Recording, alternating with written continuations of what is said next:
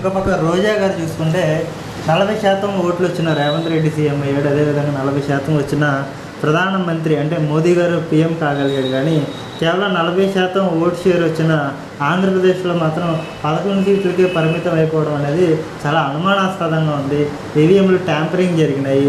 ఇదేదో అదానీ కంపెనీకి సంబంధించిన ఈవీఎంలు కాబట్టి నరేంద్ర మోదీకి అనుకూలంగా పనిచేశాయని చెప్పేసి రోజా గారు ప్రధానంగా మాట్లాడుతున్నారు. ఈ సందర్భంగా మీరేం చెప్పదలుచుకున్నారు రోజా గారు? ఒక పక్క దానికి వణికిపోతూ ఉందండి, ఒక పక్క భయభ్రాంతులకు గురైపోయింది, ఇన్ని రోజులు దాక్కుంది. ఈ జగన్మోహన్ రెడ్డో లేకపోతే వాళ్ళ కింద ఉన్నటువంటి పేటీఎం కుక్కలందరూ దీన్ని ఉసుకో ఉసుకో ఉసుకో అంటే ప్రెస్ ముందుకు వచ్చిందండి. ఈవీఎంలు ట్రాపింగ్ కానీ నరేంద్ర మోడీ హస్తం కానీ ఇందులో ఎటువంటిది లేదు. మీరు చేసిన దౌర్జన్యాలు, మీరు చేసిన అరాచకాలు, మీరు చేసిన దోపిడీలు, మీరు ఆంధ్ర రాష్ట్రాన్ని సర్వనాశనం చేసింది చూసి ఈరోజు బ్రహ్మరథం పట్టారు కూటమికి. ఈరోజు మంచి నాయకుడిని ఎంచుకున్నారు ఆంధ్ర రాష్ట్రానికి. మీరెవరు చెప్పడానికి? మీరు ఏది మాట్లాడితే చెల్లుబాటు అవుద్ది అనుకున్నారా? అధికారం ఉన్న నాళ్ళు కుక్కలాగా మొరిగింది ఈ రోజు అనేది. ప్రతి ఒక్క పెద్ద పెద్ద నాయకులతో సహా లోకేష్ని కానివ్వండి, చంద్రబాబుని కానివ్వండి, పవన్ కళ్యాణ్ కానివ్వండి, ఈరోజు ఇది రాదే మరి బయటికి? తూతూ మంత్రంగా మాట్లాడుతుందే. ఇంతకుముందు వాయిస్ రేస్ ఇచ్చేది కదా, మరి ఇప్పుడు ఇవ్వట్లేదేంటి? రోడ్డు మీద ఈడ్చీడ్చి కొడతారని దానికి భయం ఎక్కడో దాక్కుంటుంది. ఎన్నాళ్ళు దాక్కుంటావు? నువ్వు చేసిన భూ కబ్జాలకి, నువ్వు చేసిన దోపిడీలకి, నువ్వు చేసిన అరాచకాలకి ప్రతి ఒక్కదానికి కూడా తొందరలోనే సమాధానం చెప్తూ. కానీ చట్టం ఎవడి చుట్టమో కాదు, నీ జగన్మోహన్ రెడ్డి చుట్టమో కాదు, నీ చుట్టమో కాదు, నీ పేటీఎం బ్యాచ్ల చుట్టమో కాదు, నీ ఎమ్మెల్యేలు, మంత్రులు, మినిస్టర్లు, పార్లమెంట్ సభ్యుల చుట్టాలు కాదు. కాబట్టి చట్టం తన పని తాను చేసుకుంటూ పోయిద్ది. ఎవడు ఏ జైల్లో ఉండాలో, ముఖ్యంగా నువ్వు ఆడదానివి కదా, ఏ జైల్లో ఉంటే ఏ ఫెసిలిటీస్ బాగుంటాయో వెతుక్కో. నువ్వు నీ నగరి నియోజకవర్గంలోనే ఏడవలేని దానివి. కనీసం అంత గంపెడు మట్టేసి ఒక గుంత పూడ్చలేని బతుకునేది, ఒక కాలువ కట్టలేని బతుకునేది, ఒక కుటుంబానికి న్యాయం చేయని బతుకునేది నువ్వు ఈరోజు మాట్లాడుతూ ఉన్నావు. ఎక్కడైనా నీ ఒక ఆడబిడ్డగా సవాలు విసురుతా ఉన్నా, నేను వస్తాను నీ నగర నియోజకవర్గానికి, నువ్వు వస్తావా? ఛాలెంజ్ విసురుతా ఉన్నా.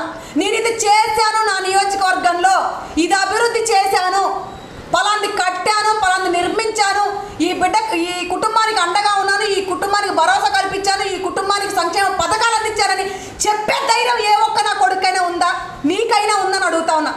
నీ జగన్మోహన్ రెడ్డితో సహా గుర్తుపెట్టుకో, ప్రతిపక్ష హోదా కూడా లేదు మీకు. కనీసం మాజీ ఎమ్మెల్యే అని పిలవడానికి కూడా నిన్ను రాష్ట్ర ప్రజలు ఇష్టపడట్లా, నీ నగర నియోజకవర్గ ప్రజలు కూడా ఇష్టపడట్లా. ఆఫ్టర్ ఆల్ ఒక రోజావి మాత్రమే. గుర్తుపెట్టుకో, పిచ్చి వాగుడు, కారు కూతలు కూస్తే పద్ధతిగా ఉండదు. ఆడదాని మన సంగతి మర్చిపోయి 5 సంవత్సరాలు బిహేవ్ చేసావు. ఇప్పుడు నీ ఆటలు సాగవు, నీ పప్పులు ఉడకవు. అదే ఆడదాని మనం మర్చిపోయి విర్రవీగావు అనుకో, నీ విర్రవీగుడు కాస్త రోడ్డు మీద తరిమి గేదకి తాడుగట్టి ఊరేగిస్తావు. నిన్ను గుర్తుపెట్టుకో. పిచ్చి పిచ్చిగా నీ బలుపెక్కిన మాటలు, బలుపు చూసుకొని, నీ మదం చూసుకొని, నీ కండకావరం చూసుకొని విర్రవీగితే అదాల పాతంలోకి ఆల్రెడీ నీ వైసీపీ ప్రభుత్వం తొక్కేశారు. అదే అదాల పాతంలోకి నిన్ను నెట్టేస్తారు. నా చంద్రబాబు నాయుడు గారు అమరావతి రాజధాని నిర్మిస్తూ ఉన్నారు, అలాగే పోలవరాన్ని పూర్తి చేస్తూ ఉన్నారు. అదే పోలవరంలో మిమ్మల్ని ముంచెత్తకపోతే నా పేరు దాసరి ఉదయశ్రీ యాదవే కాదు, గుర్తుపెట్టుకో. ప్రతి ఒక్కదానికి మీ వైసీపీ ప్రభుత్వం సమాధానం చెప్పాలి, చెప్పి తీరాలి. ఎక్కడైతే భూ కబ్జాలు చేశారో, ఎక్కడైతే స్కాములు చేశారో, ఎక్కడైతే దోచుకున్నారో, ఎక్కడైతే దాచుకున్నారో ప్రతి ఒక్కటి కూడా బయట పెట్టే రోజులు ముందరలోనే ఉన్నాయి. ప్రతి ఒక్కదానికి సమాధానం చెప్పాలని ఈ బర్రె లాంటి రోజని హెచ్చరిస్తా ఉన్నాను. కూల్ అవ్వండి. ప్రస్తుతానికి పవన్ కళ్యాణ్ గారు ఏదైతే ఫలితాలు వెలువడిన వెంటనే నేను ప్రతి జీతాన్ని, గవర్నమెంట్ జీతాన్ని తీసుకుంటే చాలా బాధ్యతగా పనిచేస్తాను, జవాబుదారీతనంగా ఉంటానని మరొక చెప్పడం, పంచాయతీరాజ్ శాఖలో చూసిన అప్పులు చూసి ఆయన నిర్ణయాన్ని వెనక్కి తీసుకున్న పరిస్థితి కదా, ఎలా చూడొచ్చు అంటారు? అంటే ఇన్ని అప్పులు, కనీసం కొత్త ఫర్నిచర్ ఏర్పాటు చేస్తానన్నా వద్దు, నేను నా సొంత డబ్బులతో ఫర్నిచర్ ఏర్పాటు చేసుకుంటాను అన్నట్టుగా కూడా అధికారులకు చెప్పడం, అంటే కళ్యాణ్ గారి ఔదార్యాన్ని మనం ఈ సందర్భంగా ఎలా వర్ణించవచ్చు అంటారు? పవన్ కళ్యాణ్ గారి ప్రెస్ మీట్ చూస్తే నిజంగా సిగ్గు శరం ఉన్న నా కొడుకులైతే వైసీపీ పార్టీ నాయకులు, కార్యకర్తలు, ముఖ్యంగా జగన్మోహన్ రెడ్డితో సహా, ఇదే వాగుతున్న ఈ బర్రె రోజాతో సహా తల దించుకోవాలి, ఊరేసుకొని చచ్చిపోవాలి, నీళ్లు లేని బావిలో దూకి చచ్చిపోవాలి, ఏదైనా సముద్రంలో దూకి చచ్చిపోవాలి. నిజంగా ఒక అమ్మకి అబ్బకు పుట్టినోళ్ళు అయితే ఈరోజు పంచాయతీ రాజులోకి వెళ్ళిన తర్వాత ఆ అప్పుల కుప్పని చూస్తే గుండెలు గుబేలమంటా ఉన్నాయి. పవన్ కళ్యాణ్ గారికి భయం వేస్తూ ఉంది, వణికిపోతూ ఉన్నాడు. ఏంట్రా బాబు ఈ అప్పుల కుప్ప అని. ఇన్ని అప్పులు చేసి ఏం చేశారు మీరు? ఏం వరకపొడిచారు? ఏం అభివృద్ధి చేస్తే ఇన్ని అప్పులు అయ్యాయి? ఆంధ్ర రాష్ట్రాన్ని ఏమి మెరుగుపరిస్తే ఇన్ని అప్పులు అయ్యాయి?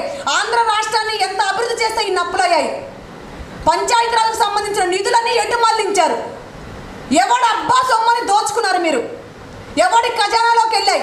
ఎవడి ప్యాలెస్లోకి వెళ్ళాయి? ఎవడు తినేశాడు, ఎవడు మింగేశాడు, ఎవడు నాకేశాడు అన్నీ తేలాలి, తేలుస్తాడు పవన్ కళ్యాణ్ గారు.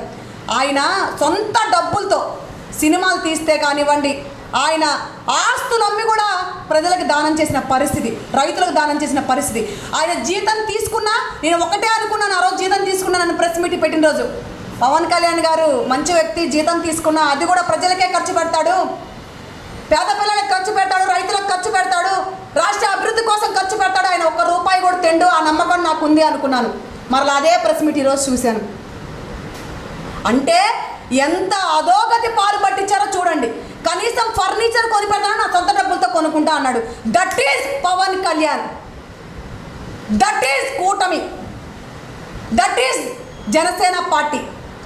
అలాంటి పార్టీలో ఉన్నటువంటి పవన్ కళ్యాణ్ కాళ్ళు మొక్కండి, కాళ్ళు కడిగి నెత్తి నీళ్లు చల్లుకోండి. ఆయన పరిపాలన విధానం, చంద్రబాబు గారి పరిపాలన విధానం చూసి సిగ్గు తెచ్చుకోండి.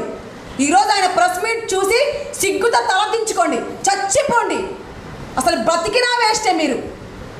అన్నని అప్పులు చేసి ఆంధ్ర రాష్ట్రాన్ని అప్పుల కుప్పగా మార్చి ఈరోజు ఆంధ్ర రాష్ట్రంలో ఉన్నటువంటి ప్రతి ఒక్క ప్రజల మీద ఇంతింత భారాన్ని తట్టల అప్పుల్ని నెత్తి మీద పెట్టారు. ఎవడబ్బా సొమ్ము, ఎవడు అమ్మా మొగుడు జాగిరని ఆస్తులు కబ్జాలు చేశారు, ఎవడు అబ్బా సొత్తని ఈరోజు ప్రతి ఒక్కడు కూడా మింగేశారు. ప్రతి ఒక్కదానికి లెక్కలు తేలాలి, లెక్కలు తేలుస్తారు కూడా ఆంధ్ర రాష్ట్ర ప్రజలు, ఈ కూటమి అభ్యర్థులందరూ కూడా. గుర్తుపెట్టుకోండి, ఏదైతే మంచికి మంచి జరిగింది, భగవంతుడు చాలా గొప్పోడు. అందుకే ఆంధ్ర రాష్ట్ర ప్రజలు కూడా మంచి నాయకుని, మంచి సుపరిపాలనిచ్చే నాయకులను ఎంచుకున్నారు, కూటమికి ఓటేశారు. కూటమి అంటే ఏంటో చూపిస్తారు, అభివృద్ధి అంటే ఏంటో చూపిస్తారు, అమరావతి రాజధాని ఎలా నిర్మిస్తాడో చూపించి దట్ ఈజ్ చంద్రబాబు నాయుడు గారు అనిపించుకుంటారు. అదే పోలవరాన్ని 5 సంవత్సరాలు సర్వనాశనం చేశారు.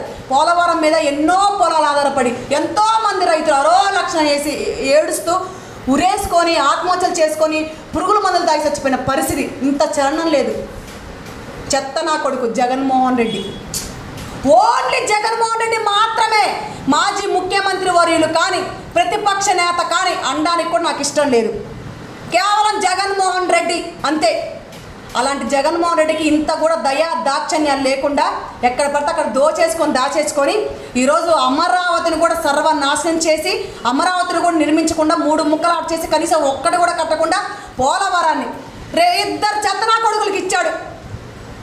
పోలవరం దాని కింద ఎంతోమంది రైతులు పొలాలు పండించే పోలవరాన్ని అనిల్ కుమార్ యాదవ్ వాడికి నీటిపారుదల శాఖ మంత్రి కన్నా నోటిపారుదల శాఖ మంత్రి కానీ ఇచ్చే ఉంటే బాగుండేది. నేను ఒక యాదవ్ బిడ్డనండి. అలాంటి నా యాదవ్ కుటుంబంలో, నా యాదవ్ సామాజిక వర్గంలో పుట్టినందుకు ఈ చెత్తనా కొడుకు ఎందుకు పుట్టాడ్రా బాబు అని రోజుకు ఒక్కసారైనా బాధపడతా. నేను మానసిక క్షోభ అనుభవిస్తా. ఇలాంటోడా యాదవ్ కుటుంబంలో పుట్టాడు, ప్రజలకి మేలు చేసే మంచి రాజుల వంశస్థుల కుటుంబంలో పుట్టి యాదవులంటే ప్రజలకి న్యాయం చేసేవాళ్ళు. ఇలాంటోడు దాచుకునేవాడు యాదవ్ కుటుంబంలో అనవసరంగా పుట్టడం బాధపడేదాన్ని. ఈరోజు కనీసం అక్కడ పోలవరంలో ఇంత చేయలేదు. ఇకపోతే అంబటి రాంబాబు, ఆంబోతు రాంబాబు బూచోడల్లే ఉంటాడు, తెల్లగడ్డ వేసుకొని పిల్లల్ని ఎత్తుకుపోయేవాడి వాళ్ళే. వాడిని చూస్తే పిల్లలు భయపడిపోతా ఏడుస్తూ ఉంటారు. సంబరాల రాంబాబు రోడ్ల మీద డ్యాన్స్ వేసుకోవడం తప్ప ఆడే ఎవ్వడు దేనికి పనికిరాడు. అలాంటి వాళ్ళు 2 సంవత్సరాలు కట్టబెట్టాడు. ఆడేం చేసింది లేదు, ఈడేం చేసింది లేదు. ఆడు పీకేదేమీ లేదు, వీడు వచ్చి ఒరగబొచ్చి కట్టలు కట్టేది ఏమీ లేదు. కనీసం అవి తుప్పు పట్టిపోతే అంత ఆయిల్ వేసి నట్లు లూజ్ చేసే పరిస్థితి కూడా లేకుండా పోయింది. అలాంటి దానికి మొట్టమొదటిసారిగా చంద్రబాబు నాయుడు గారి అడుగు పోలవరంలో పడింది. ఆయన చేస్తాడు అన్నాడు అంటే చేస్తాడు, చేసి చూపిస్తాడు. విజన్ ఉన్న నాయకుడు. పోలవరాన్ని పరిగెత్తిస్తాడు, పోలవరాన్ని ఉప్పొంగిస్తాడు, పోలవరం కింద నుండి రైతుల కళ్ళలో ఆనందం చూస్తాడు. అదే పోలవరంలో ఎవడైతే ఆంధ్ర రాష్ట్రాన్ని సర్వనాశనం చేయడం గల మూల కారకులు, ఆంధ్ర రాష్ట్రాన్ని దాచుకున్న ప్రతి ఒక్కరిని కూడా అదే పోలవరంలో ముంచి లేపే బాధ్యత ఒక మహిళలుగా మేము తీసుకుంటామని హెచ్చరిస్తా ఉన్నాను.